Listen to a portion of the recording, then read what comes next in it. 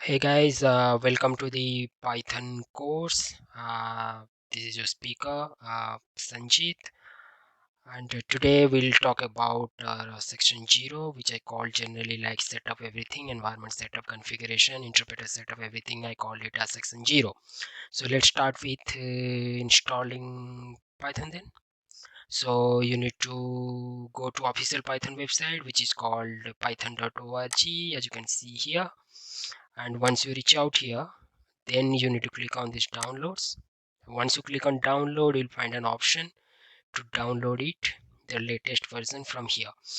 But as you can see, you see how come it get to know this is a Mac or this is a Linux or this is the Windows. So it's automatically detects like your machine is Windows, and on top of that it detects it's a 32 or 64-bit OS as well. So once you click on it, then it is going to be the general Windows setup, right? Next all of that.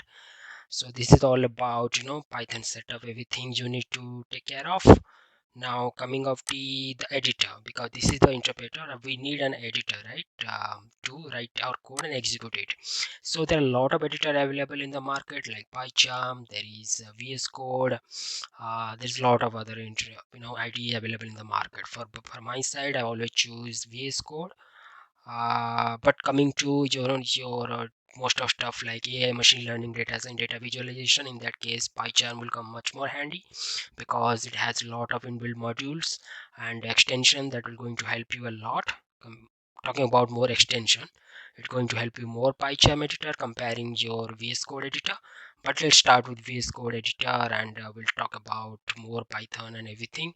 But first we need to talk about the setup, right, the environment setup and all the configuration, the path and everything, so that when we write and execute code in the VS Code, the program should run smooth and nicely without any issue.